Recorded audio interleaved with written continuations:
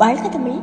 இப்பதிவை பார்த்து கொண்டிருக்கின்ற அனைத்து உறவுகளுக்கும் இனிய தமிழ் வாழ்த்துரைத்தாகட்டும். நான் பாவொன்றை பகிர்ந்து கொள்ள வந்திருக்கின்றேன். கேட்போம். சருகான இலைகள் எல்லாம் தளிர்த்திட எண்ணிடுமோ?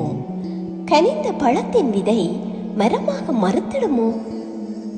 அறியாத செய்தியெல்லாம் பொய்யில் புதைந்திடுமோ? பண்பில்லா வாழ்க்கை என்றும் வளத்தைத்தான் கூட்டிடுமோ? பிழைகளின் பிறப்பிடங்கள் சரி என்று ஆகிடுமோ? கருகிய உள்ளங்கள் நறுமணம்தான் வீசிடுமோ? விண்ணுக்கு வெண்ணிலவு தூரமாய் போய்விடுமோ? வீழ்த்திட நினைத்து விட்டால் வெய்யோன் தான் வீழ்ந்திடுமோ?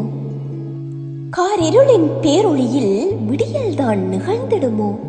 சிறியதொரு ஒளிக்கீற்று வழிகாட்ட மறுத்திடுமோ? வானவில்லின் வண்ணங்கள் வடிவிழந்து போய்விடுமோ? வையத்தின் மேன்மையெல்லாம் கீழோர்க்கும் பணிந்திடுமோ? இடித்துரைக்கும் சொற்கள் எல்லாம் செவி வழி புகுந்திடுமோ? இருண்ட கண்களுக்கு விடிவெள்ளி கிட்டிடுமோ? கழிவிரக்கம் பெற்றுவிட்டால் உளத்தூய்மை விழித்திடுமோ?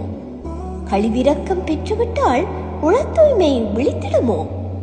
விடியலை காண்பதற்கு தூதொன்றின் தேவையுண்டோ? விடியலை காண்பதற்கு தூதொன்றின் தேவையுண்டோ? முடிக்காத பாவிது முடிவிலியாய் முடித்து வைத்தேன். முடிக்காத பாவிது முடிவிலியாய் முடித்து வைத்தேன். அவிழ்த்தெடுத்திதை மீண்டும் புனைந்திடுவேன். மீண்டும் ஒரு அழகிய படைப்போடு இணைந்திருக்கலாம். நன்றி உறவுகளே. வாழ்க தமிழ்.